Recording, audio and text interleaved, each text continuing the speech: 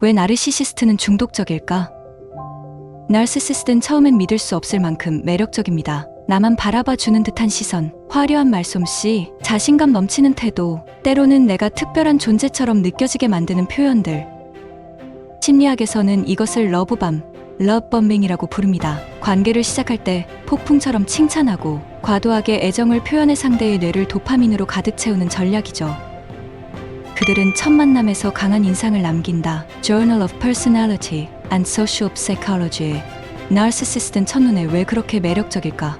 라는 연구에 따르면 처음 만나는 상황에서 나르시시스트는 높은 자신감, 유창한 언어, 세련된 외모 연출 등을 통해 타인에게 더 매력적이고 유능해 보이는 인상을 남긴다고 밝혔습니다. 첫인상에서의 강한 도파민 자극은 내가 이 사람은 특별하다고 학습하는 것이죠. 그러나 나르시시스트는 절대 항상 다정하지 않습니다. 그들은 어느 순간은 지나치게 이상적이지만 또 다른 순간에는 차갑고 냉소적이며 비판적입니다. 이러한 불규칙한 강화는 도박 중독과 유사한 메커니즘을 작동시킵니다. 결과적으로 우리는 그들에게 정서적으로 중독됩니다.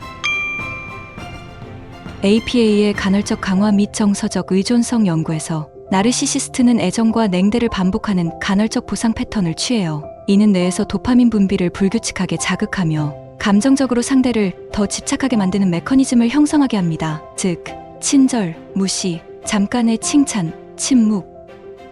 이 패턴의 예측 불가한 감정의 파도는 뇌의 중독성을 강화합니다. 마치 도박과 유사한 회로처럼 작동하는 것이죠. 그 사람이 없으면 허전하고 인정을 받지 못하면 불안하며 그 사람의 기분에 따라 나의 감정도 요동치게 됩니다. 무엇보다도 도파민은 예측 가능한 보상보다 예측 불가능한 보상에 더 많이 반응합니다. 그래서 나르시시스트의 애정은 희귀하고 특별하게 느껴지며 더 중독적이죠. 이 방식은 도박 중독처럼 사람을 더 강하게 붙잡는 힘이 있습니다.